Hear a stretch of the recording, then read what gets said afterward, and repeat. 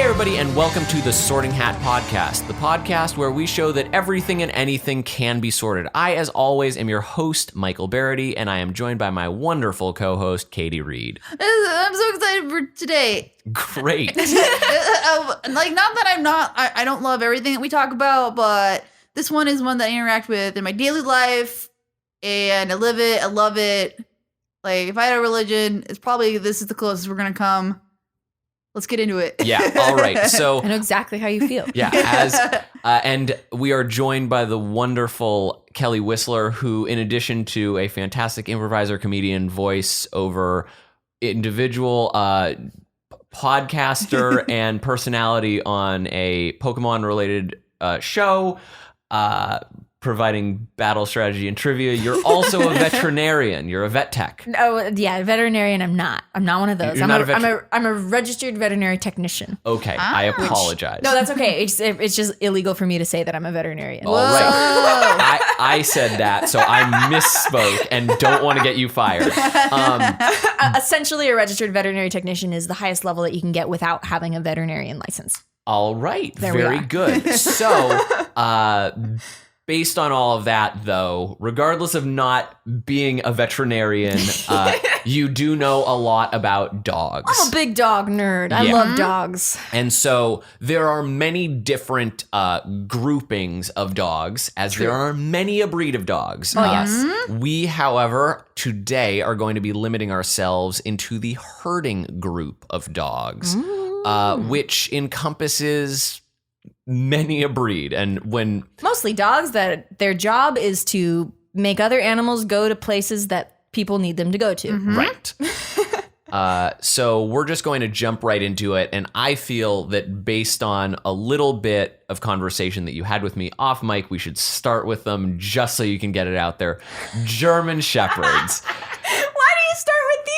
Because you've already said that you have things to say on them, so I want to ensure that you get to say what you have to say about German Shepherds. All right. I want to preface this by saying that your dog acts very differently at the vet than it does in your home. German Shepherds are notably supposed to be very, very loyal and very brave. They're often trained as police dogs because of their strong bite, their fearlessness, and their like dutifulness. Mm-hmm. However, German Shepherds are freaks. What? They're insane. They're very neurotic. They're very neurotic, and if they're not with their owners, they're very unpredictable. I had no idea. Most of the time, unfortunately, I'm peeling back the veterinary curtain. If I had to tell you the dog that we have to muzzle the most, it is German Shepherds and German Shepherd mixes. So interesting. Is that a matter of they bond more deeply with their owners than other breeds, and because of that, they in turn become skittish when because they lack the object permanence, I suppose? You know, I don't know for sure. That could be that's possible. But in my experience working with German Shepherds that are not around their owners, they get scared at loud noises. If you're trying to restrain them, they don't like it. They get really worried. If you put them in a kennel, they start to cry and scream. This is not all of them, of course. Some of them are very, very nice. Right. But on the whole, it seems like in my experience, it seems like a German Shepherd would be a type of person that is like a soldier. Like if you have the soldiers in his barracks and his regiment, he has orders, he knows what to do, great soldier. But if you take him out and he's by himself, he's like and just doesn't know how to conduct himself. Where did German Shepherds fall on the like intelligence sort of They're scale? very smart. Yeah. Actually, the herding group is probably the smartest group of dogs. Yeah, Yeah. for sure. They are very, very smart animals. They have to be given very specific commands to know, and they like want them. They want like a herding animal, a dog that does not have anything to do will lose its freaking mind. Yeah, and then plus living in LA, as we all do on this podcast anyway. The people that have German Shepherds here tend not to give them enough exercise, and dogs in the herding group and large dogs especially, like they have to have their exercise or else they're gonna get that pent up energy and become very anxious. It has to be more than like going with you on your morning run, people. Stop being obnoxious about it. You have to you have to devote hours to exercise for these kind of dogs. Yeah, I am thinking onto the handful of friends that I have known growing up and do know now who do have German Shepherds, and they are endless balls of energy. They believe that they are puppies. Yeah. Like, and when they are very much a 70-pound animal that is bounding onto you on the couch, love them to death, but they are way bigger than they think they are. Yeah, so that loyalty and like lack of predictability, like, and they're not very trusting of strangers. Like if a golden retriever comes in, I can very reasonably assume that it will let me pet him and give him a hug, but I don't put my face up in German Shepherds that I don't know because they don't think that's cool. Yeah, Slytherin, man. These are some Slytherin dogs for real.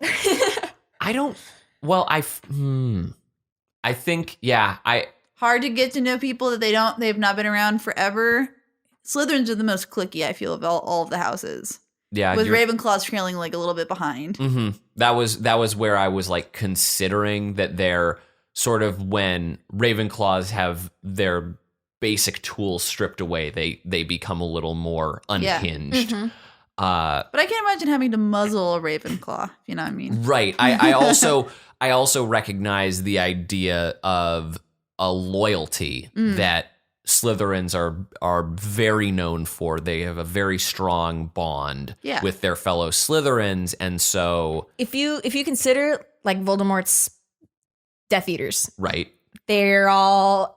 I feel like they kind of have this similar thing where they follow Lord Voldemort's orders. They're like in numbers, they're strong, and when they're together, they're strong. But like, you know, you take Lucius out of there, and he's like, I didn't do anything. It wasn't me. Right. Like, that's a very German Shepherd thing, I think. All right. I think we can decisively say Slytherin. I think you make a solid case. And to those of you who are all now still listening, despite the fact that we might have just branded your dog a Slytherin, thanks for sticking with us. And people are so protective of their dogs, and so I knew this was going to be like I know, and I should have, based on, we should have started soft, we should have been real comforting. You know, now everyone's like, oh, that vet tech, not a fan. Controversial. I love all dogs, but I think it's important to be realistic about common personality traits of dogs. Yeah. To be able to understand and appropriately handle them. Like, cause like I said, it's not that German Shepherds are aggressive that I wouldn't put my face near their face. It's because I know that they don't like it. Right. Yeah. So that's the deal. Shall we jump onto Lassie perhaps with a collie? Collies. Yeah, collies. Best known for Lassie, right? Who is the dog that saves Timmy from the well over and over and over again. Lassie, collies, they're very regal, and they tend to be very vain. Like, I was gonna say aloof, but it's not aloof so much as it is like I don't know. I There's imagine an austerity them sitting that they carry with them. I imagine them sitting like on a throne, being like, I see. They're a judgmental dog. But as far as I don't see a lot of them in the LA area because they're very much more a country dog. But they, I consider them kind of Gryffindor-like because, I mean, you know, Lassie's very brave. Will go through things for their owners. But yeah, kind of at rest, they're like stately, but they don't like do a lot of contributing. Right. They're like stately. They like observe, and they're like, but they don't seem to be like constantly working in their heads. Oh, see, for that very reason, I kind of saw that we could potentially also be putting collies as Slytherins, as they're like, oh, only when I need to like really do this am I going to like go forth and make the effort. Like I'm going to reserve my energy. I would say the distinction there is you run into less trouble with like unpredictability, especially like with aggressiveness, because like with collies you're a lot more like you can get a lot away with like small children like just hugging a collie's face more than you could like a German Shepherd or some of the other herding animals. Like there's less of like the chance of a snapback on it. But it's also worth noting that a Slytherin is somebody who does crave the spotlight a bit, and a collie with its like wonderful, just like, look at me, I'm so poofy and nice, is something that like, when have you also love the spotlight though? But when have you ever seen, well, I'd argue that Gryffindors are less spotlight and more like the idea that they're fighting Slytherins for. feel entitled to the spotlight. Gryffindors like crave it. I don't necessarily know if that's true. Or like don't seem like they would get upset if they don't get the spotlight. Well, I feel that's Gryffindor. That's what I'm saying. Oh, okay. Yeah, I'm saying Slytherins feel entitled to it and will be upset if they don't get it. Gryffindors want to earn it. Gryffindors want it just as badly, but don't necessarily feel the entitlement towards it. But I'm just wondering, like, if the collie to read the simple description that we have from the akc.org, a collie is graceful, devoted, and proud. Proud being a attribute that I would attribute more to Slytherin. Now I understand that we can disagree on these sorts of things. You think so? Gryffindors are the prideful ones, I think. No, yeah. Harry Potter has some masculine fragility problems. No. When you break down, according to Facebook's which like from Pottermore attributes, the 3 attributes associated with Slytherin are proud, ambitious, and cunning. Those are the 3. So if you're just affixing your profile picture with your house, those are the 3 traits that you are. I can definitely see the light side of Slytherin going collie. Yeah. All right. Yeah, maybe. But they look so much like a lion. Let's be real. I recognize that. I recognize they have many lion-like qualities, but at the same time, I also sometimes see the collie as having like a sad face, like a little bit. You think so? Really? Like it's like a sad happy. Because if it's like smaller eyes, maybe. Like it's got like a very long nose. And it looks more serious. Yeah, I think you're right about that. Like there's it's like the Robin Williams of dogs. Like behind every Robin Williams smile, there's like a little bit of tears. Oh. Yeah. Like that's, man, guys, Robin Williams. Tag you. All right, what of the next herder dogs do we want to tackle? Can we do border collies? Because I had one and I love them. All right, tell us about border collies, because I know very little about border collies and the distinction between just a regular collie. Regular collie is that poofy one. Right. A border collie is well, they look, as far as looks go, they're generally like 2 color, black and white, red and white. And they have the border around their neck is that their neck is all white and their bellies are all white. And then they have very specific like markings that they have to be AKC or whatever. But border collies are the smartest dog breed. So it guides us a little bit of where to go because of that. The smartest dog in the world is the border collie that has 400 toys that she can fetch for you by name. Yep. What? Yeah, border you can be like, are bonkers. I would say safely that any border collie will do better on the SATs than I will, given no preparation. They especially on the written portion. Hey, like goes without saying, they would it would probably get published somewhere else afterwards. That's like how smart a border collie is. They are generally trained to herd sheep at the sound of whistling, and there are videos online of this team of I don't know what I would call herders, sheep herders that trained their dogs through whistles only to make the sheep form into pictures that they photographed from above. Yep. And I don't know how the dogs do it, but they know where they need to put the sheep, and they're so in tune with their owners that it's crazy. The one I had was a border collie mix, and he's great.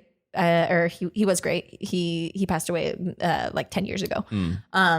But they aside from being another dog that kind of like flips out when it doesn't know what's going on, if they're in their head, they know where they are and they know what they're doing. They are unbelievably smart. They're and like crazy. And the reason why you're able to do to like train a border collie to do so many things is it, like in addition to the intelligence, the raw intelligence, they also have endurance, which is like staggering. So like they are smart and they can go forever on that smartness. Are we calling it a Ravenclaw? I think we have to. I feel like the decision was made like well before you needed to go any further down the line of like. I would say they're like a working class Ravenclaw though, like because they can all like I think within the standards like at showings like they can even have like scars or bites or whatever on them because it's like considered like, oh, you're in the line of duty, you're a working dog. So I love the working dogs that get they get shown. It's so different than like the very poofy ones who've been designed just to be like accessories for rich women. Now there are a number of sheepdogs on this list, and I love all of them. But which one shall we sort? Like one of the dreadlock dogs would be fun. There are a few. There's like the Puri? Is that or the Puli? The Puli, the Bergamasco, is the Commodore in this. Ooh, excuse me. Which of the dreadlock dogs is the most common? I think it's the Commodore, but I don't think it's in this group. So I think but the Puli is also very common. Is the Puli here? I'm not seeing the Puli. Yeah, he's right above the Pumi. I see. Oh, I was just going off of the ones that had sheepdog written after that. But do they all fall under the sheepdog category? They're all herding dogs, depending on what they herd. So a lot of the time it's sheep. Puli's also like I didn't know the border collie, by the way, wasn't registered with the AKC until like 95. It said. Yeah, sometimes it takes that's crazy, a very long time. This one has been around since the 30s. Has been recognized. It's such a strange little dog. They basically, if you don't know what a Puli looks like, it looks like kind of you take a schnauzer, but just make the hair grow forever and turn into dreadlocks. A little mop dog. Yeah, it's a mop of a dog. It's which in the Addams Family. Cousin It. It's the cousin It of dogs. How do you see mop dog? Oh, I don't know, but he's definitely a dog who earns the pets, and when he rolls on his back, you just like rub him on the floor, and he's like delighted by it. Now, the most amazing thing about Pulis is they are also like apparently like have a lot of energy, and they can and, like agility is like so one of the their things. Hair's just like flipping about. They are. They're judged on their agility. I believe if I'm thinking of the right one.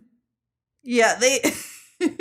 So what we basically need is to find high or like super slow motion of Pulis running. Oh yeah, I would love that. Just bounding across and all their hair like.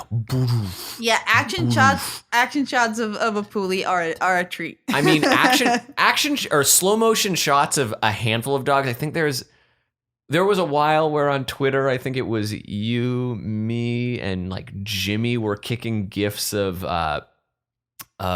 beagles running, like very, very wrinkly beagles. Floppy dogs running. But the Puli. The Puli. Described as loyal, smart, home-loving, strong-willed, but trainable. They're also very adaptable. They can be sensitive, but they're generally quite friendly around strangers, especially. And it's on this little rating site that I have, all-around friendliness, 4 out of 5. Kid-friendly, dog-friendly, family-friendly. And very generally healthy dogs. But something that is, I think, notable about the Puli is they're very self-confident and they like to be the center of attention. So it's very obvious what house this one goes to. I think this is a Gryffindor as hell dog. You think so? Oh, for sure. Friendly, like well-adjusted, compact, active. Like, see, you to me, it seems like you're describing Hufflepuff traits now. To me, maybe on the level of friendliness that it has. It's good with children, it's good with everybody. Yeah, I do feel that it's a family-friendly dog, which family is a very strong component of Hufflepuff. Sure. I love the way that you said yes. she Katie said sure, and their eyes just sure, really like hard roll. They were giving me a hard roll on that. All right, sure, fine. Family. That's because I always feel like Hufflepuffs and Gryffindors tend to be like more like what's good for the group, what's good for the family, not even in terms of like loyal, like blind loyalty, but just like in general, like, is everyone okay? Well, okay. How's this sound? I will give you the Pooley being Gryffindor, but is a corgi a Hufflepuff? No. Based on personality alone. maybe the body type is Hufflepuffy. Corgis are the most self-centered dog. You can say that as you do own one.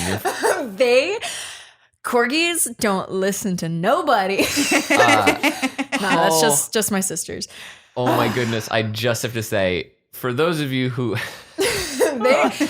corgis are cute as hell. Yeah. They're cute and they are smart, but if you don't have something that they want, they will not give you the time. Yeah, I suppose they've got a corgis might be the cats of dogs. No, I'm sorry, but have you met either the Greyhound or the Italian Greyhound? That is the most cat of dogs. Shiba Inus are very cat dogs too.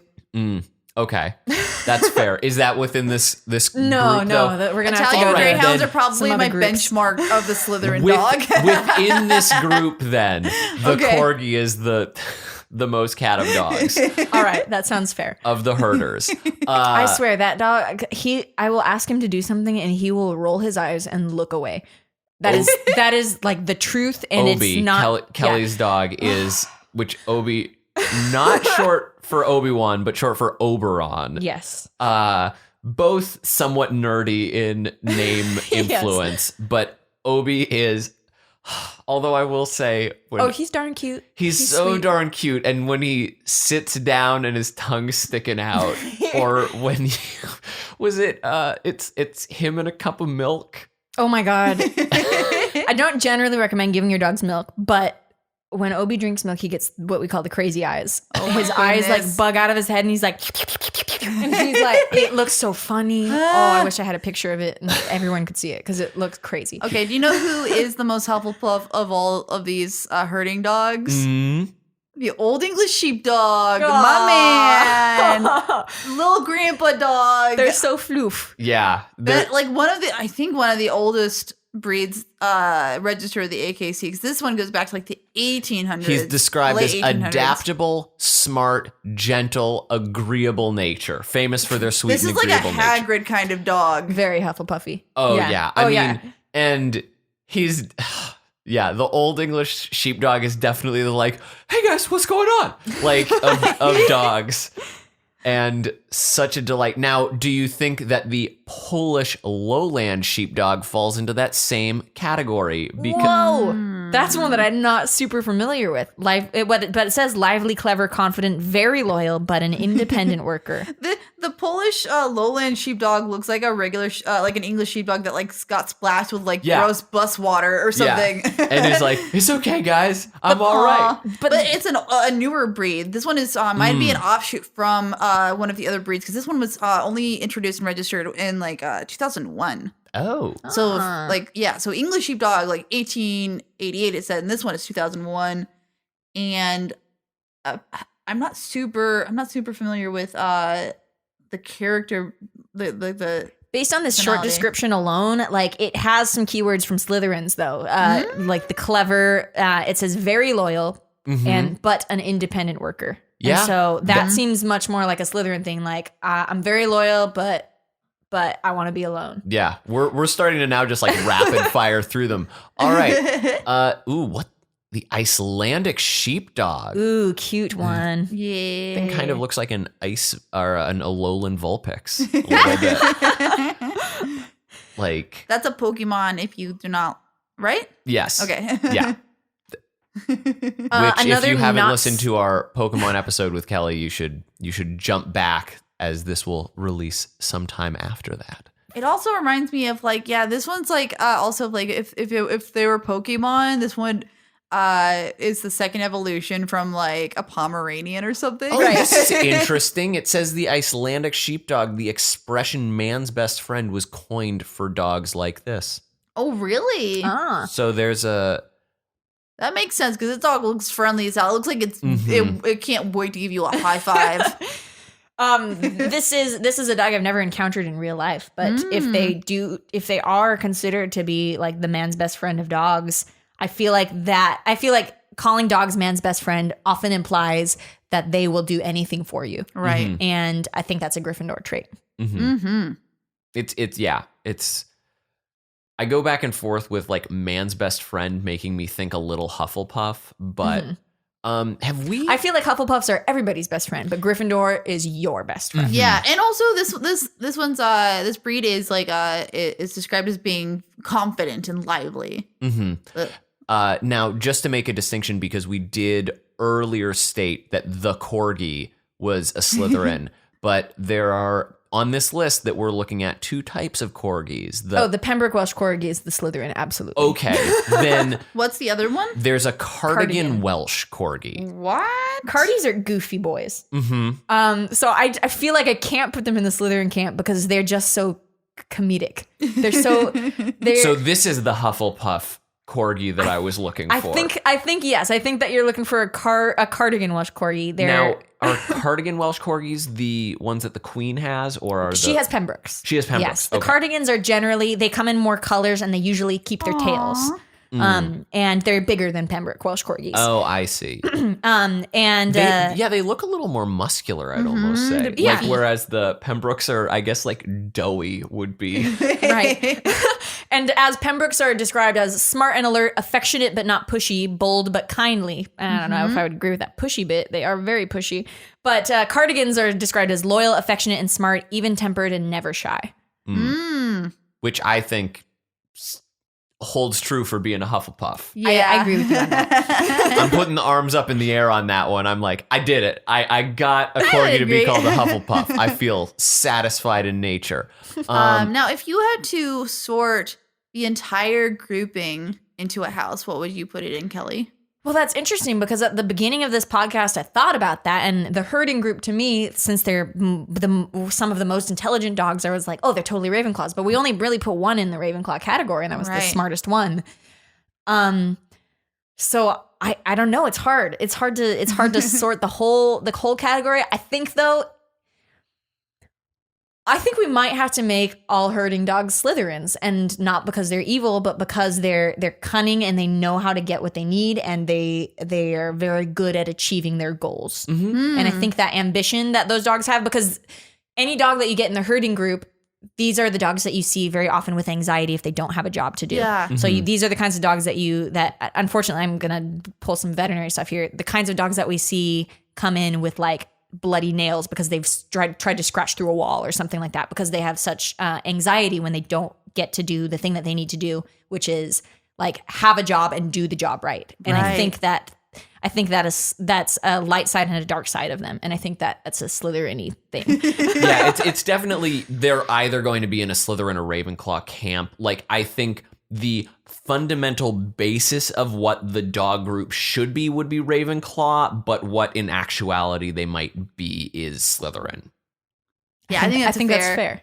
Oh man, I can't wait to have you on for like, we have to have you back to do another subgroup, because like teacups would be so fun. Any of the luxury dogs, they're so strange. So like, or just ones who are made out of like, who are just made out of flaps and grins. Well, we'll definitely have to have you back, Kelly. I would love to be back. It's always a delight to have you.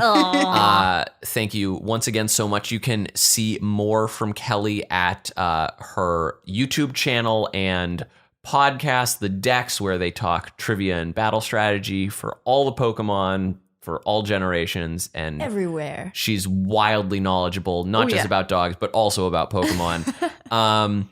You should check out the episode of Movie Talks if you want more like Michael and Kelly just like oh yes, that's right. Things. That's true. Ages ago, I had Kelly and her co-host Alex Fossiani to discuss Pokemon the first movie. So check out Belated Media, The Decks on YouTube, and see that.